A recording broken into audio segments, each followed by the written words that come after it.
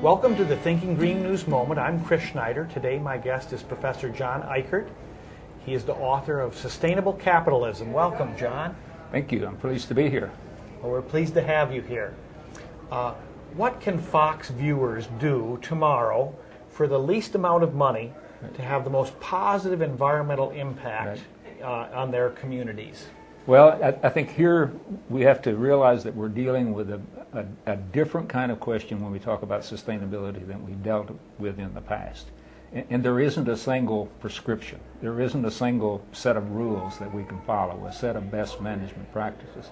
The whole issue of sustainability is very individualistic. It's very site-specific, which means what can you do as an individual may be different than what I can do specifically. It may depend where we are, what stage we are in life, and so on. And I'm not trying to evade the question. I'm trying to get directly to it, because I get asked this question a good bit. What can we do individually? I think of every decision that we make when we reach a point in time, whether we're going to buy something, we're going to do something, we're going to go to school, we're going to take a job, or whatever decision is coming up in our life tomorrow, we should say of that decision, what's going to be the ecological impact? What's going to be the impact on the environment or the natural resource base or the long-run ability to have energy in the future to sustain ourselves and our civilization?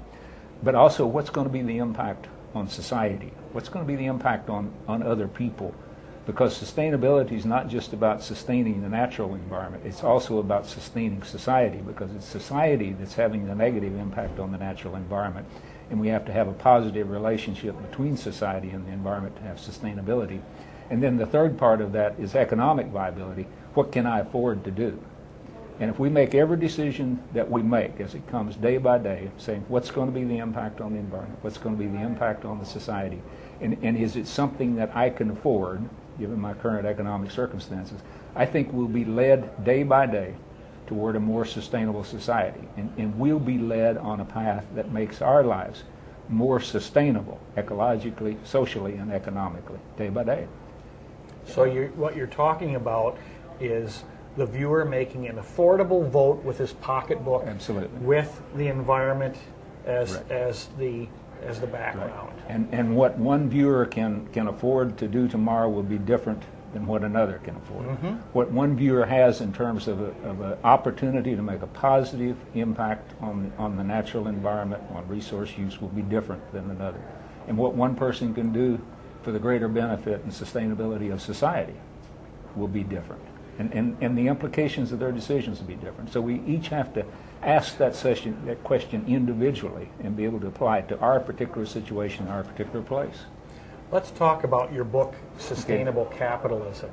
What are the basic principles, what are the basic statements that you're trying to make in that book, John? Well, the sustainable capitalism kind of provides the foundation for the individual decision-making process that I've just talked about. Mm-hmm. Because what sustainability of capitalism, we typically think of capitalism as economic sustainability, mm-hmm. economic capital, financial capital. But we need to realize that all economic value, all economic capital, either comes from nature, it comes from natural resources, we're making something out of something material, or it comes from society. It's some useful human activity. We typically refer to those as kind of natural resources and human resources, but that's the only source of economic value. And if we're to have a sustainable economy, then some place to continue to get economic value over the long run, then we have to have a sustainable natural resource base. We have to have a clean, productive, healthy environment so that we can continue to get economic productivity from nature, from material things of the environment. But we also have to have a strong and healthy civil society, because it's kind of the productivity of people in relation to those resources that has to generate the economic value. And the reason I say we have to have a strong society is because all human resources really are generated by society as a whole, not as an individual. You know, we're born as helpless little babies. We have to have families to take care of us, or somebody has to take care of us. Somebody has to nurture us. Somebody has to help us to grow up and educate and civilize and socialize. It's only then that we become able to contribute to the economy. So we have to have a strong society. So we have to have the natural capital, and that's what I call the social capital. And those two sources are the only place we get economic capital. and the only source of sustainable economic wealth or economic development. So sustainable capitalism is not just about managing the economy to extract as much as we can from society and nature, which is basically what we're doing now. But sustainable capitalism is about having a regenerative, renewing natural resource base and a regenerative, renewing social resource or human resource base. And then we have a regenerative, sustainable economy as a consequence of that.